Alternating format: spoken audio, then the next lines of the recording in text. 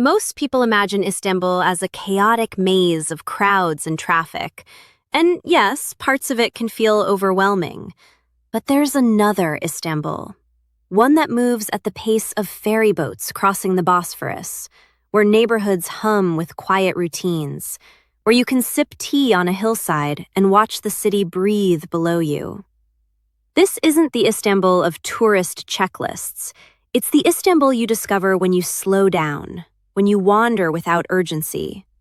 Today, we're exploring the city at a gentle pace, views that calm the mind, ferries that carry you between continents, and streets where time seems to stretch a little longer.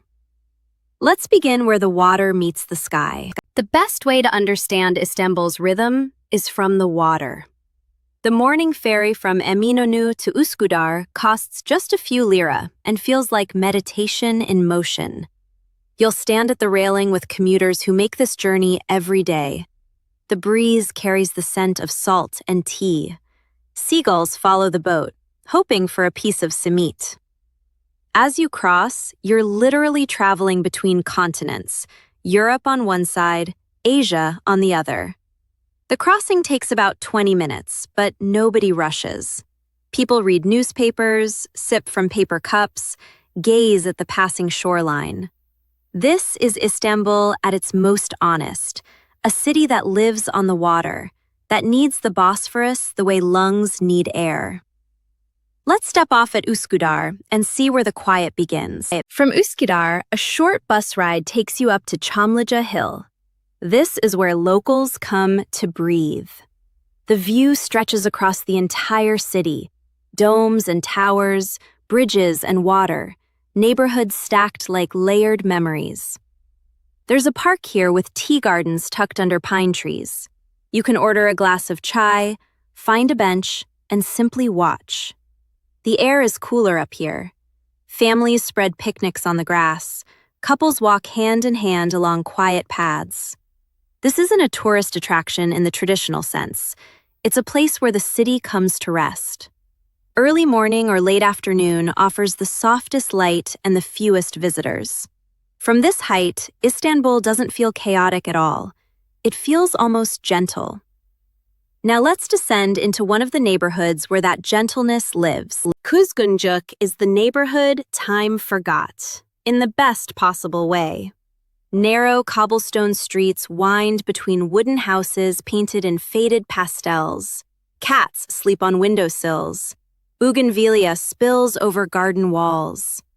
This used to be a multicultural neighborhood, and you can still see remnants. A Greek Orthodox church, an Armenian church, a synagogue, all within a few blocks.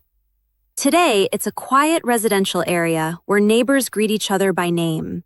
There are a few small cafes where you can sit outside and watch the world drift by. A couple of antique shops tucked into ground floors.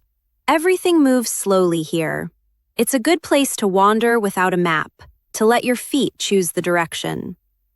After a while, you'll find yourself back at the waterfront. And that brings us to another way to see the city. Most Bosphorus tours are loud and crowded, but there's a public ferry that runs the full length of the strait twice a day, morning and afternoon. It's longer, cheaper, and infinitely more peaceful. You'll sit on wooden benches as the boat glides past Ottoman mansions, fishing villages, forested hills. The guide's voice crackles over the speaker in Turkish, but you don't need translation to understand the beauty passing by. The journey takes about 90 minutes one way. You can disembark at a small village, have lunch by the water, and catch the return ferry. Or you can simply stay on board and let the motion soothe you.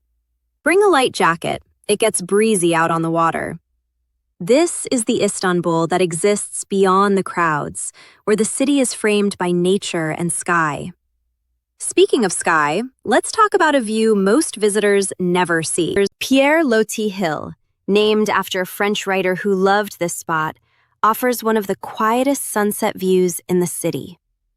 A cable car carries you up through cypress trees to a hillside cafe overlooking the Golden Horn.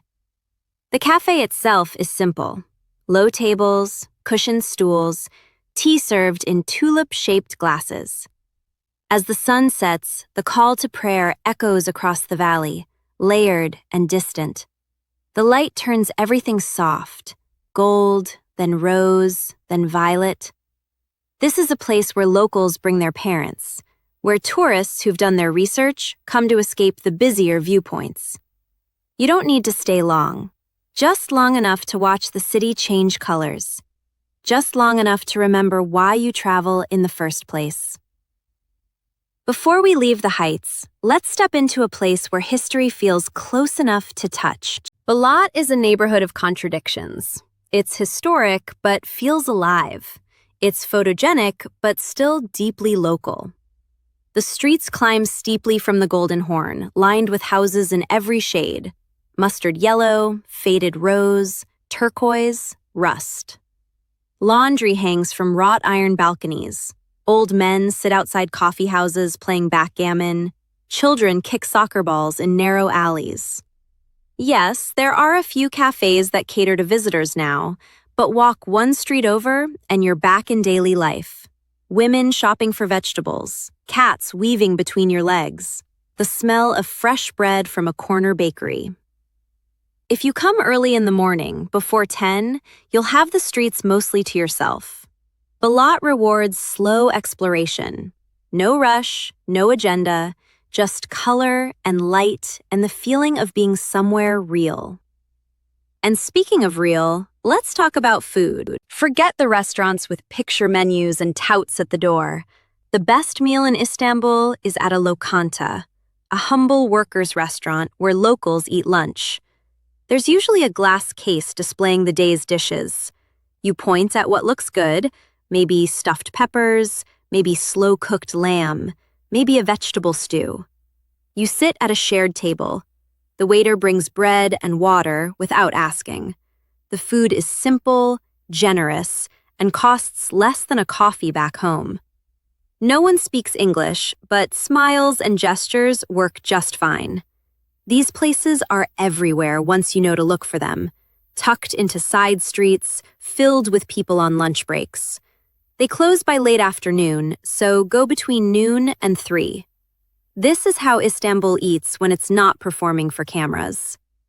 Now, let's find a different kind of nourishment. There's a secondhand bookshop on a quiet street near Taksim Square that feels like a secret. The kind of place where books are stacked floor to ceiling, where the owner sits reading behind the desk, where time slows to the pace of turning pages. Most of the books are in Turkish, but there are always a few shelves in English: travel writing, poetry, novels with yellowed pages. You can browse for an hour and no one will bother you. Sometimes there's a cat asleep on a chair. Sometimes there's tea brewing in the back room. This isn't a destination, it's a pause, a breath between activities. A reminder that travel isn't just about seeing, it's also about feeling, about finding small spaces where you can simply exist. When you're ready, the streets outside will still be there, and they'll carry you toward the water once more. As the day softens into evening, Kadıköy comes alive in a quiet way. This waterfront neighborhood has changed over the years. Old warehouses turned into galleries, traditional tea houses next to modern cafes. But it hasn't lost its soul. Fishermen still cast lines from the Galata Bridge. Street vendors still sell roasted chestnuts and corn. You can walk along the promenade as ferries dock and depart, their horns echoing across the water. The Galata Tower rises behind you, lit against the darkening sky. There's a gentle energy here, not frenetic, not sleepy, just alive. People are finishing work, meeting friends, heading home. You're part of the rhythm now, moving at the city's pace. This is the Istanbul that doesn't shout. It simply is. And before we close, let's step into one final moment. Somewhere between the ferry rides and the hillside views, between the cobblestone streets and the shared meals, something shifts. You realize that Istanbul isn't a city you conquer or check off a list. It's a city you sit with. A city that reveals itself slowly, in layers, like a conversation that deepens over time.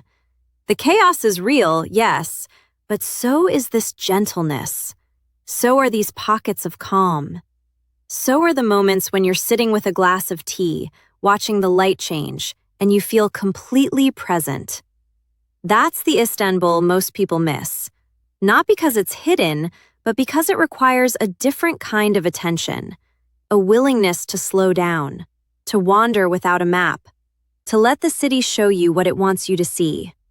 And maybe that's the lesson of any place, really, that the most meaningful experiences come not from rushing, but from pausing. Not from doing, but from being. If this slower way of seeing Istanbul felt calming to you, you might enjoy exploring more places at this gentle pace. We have a whole playlist called Calm Travel Guides, where we walk through cities and landscapes with the same quiet curiosity. No rush, no hype, just the feeling of being somewhere beautiful and letting it unfold naturally. Whether it's a seaside village, a mountain town, or another corner of a big city, we're here to help you travel in a way that nourishes rather than exhausts. Thank you for wandering with us today. Until the next journey, may your travels be gentle and your pace be your own.